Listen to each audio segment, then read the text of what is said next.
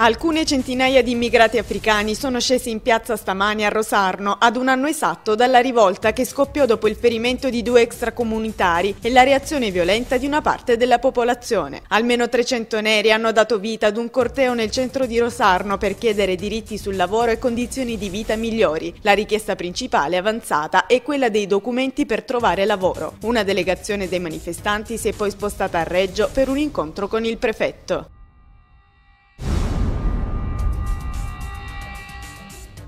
L'Epifania, tutte le feste porta via, tante le iniziative che si sono svolte in Calabria in questa occasione, a partire dalla terza edizione di Piazza Pazza. A Catanzaro, per un'ora e mezza, la Signora del Natale ha fatto viaggiare grandi e piccini sulle note sottili di una fiaba tra mito e realtà, scritta per l'evento da Ruggero Pegna e da Alessio Papini. Iniziativa dell'Anspi nel Cosentino, il Buon Pastore di Carolei, quasi l'intera popolazione del centro storico, ha preso parte alla rappresentazione della Natività di Cristo. A Reggio Calabria, manifestazione dell'Avis con Giuseppe Scopelliti.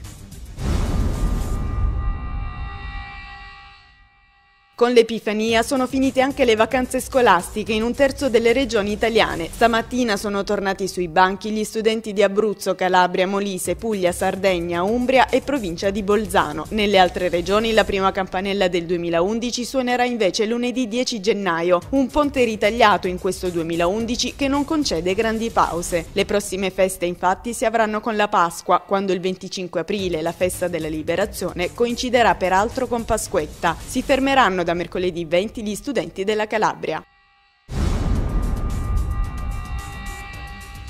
Sempre in occasione della festa della Befana, l'ATAM di Reggio Calabria ha messo a punto un ricco programma. Al centro della giornata il potenziamento dell'offerta del servizio di trasporto pubblico. Sono stati infatti presentati 20 nuovi bus urbani. Le caratteristiche degli autobus sono state illustrate dai vertici dell'ATAM alla presenza delle autorità. Comfort e basse emissioni inquinanti, le peculiarità dei mezzi di ultima generazione.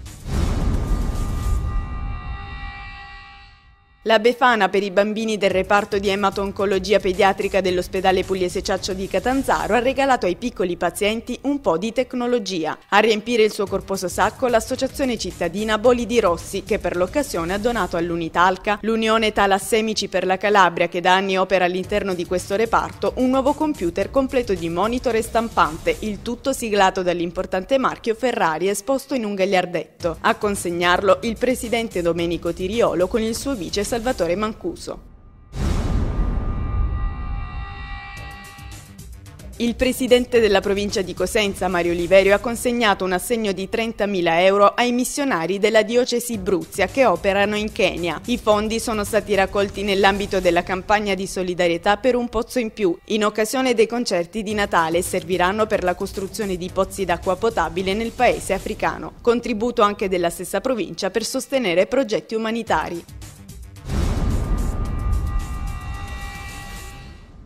Continuano le iniziative solidali dell'FC Crotone Calcio che dopo anni di partnership con l'AISM prenderà per mano un'associazione, la seguirà e l'accompagnerà per tutta la prossima stagione calcistica 2011-2012. L'iniziativa è stata illustrata in conferenza stampa dal patron rossoblu Gianni Vrenna e dal presidente Salvatore Gualtieri. Sono state individuate 5 aree operanti nel sociale corrispondenti a 5 associazioni o cooperative e ne verrà scelta una per ogni area: infanzia, anziani, disabili, ricerca e disagi sociali.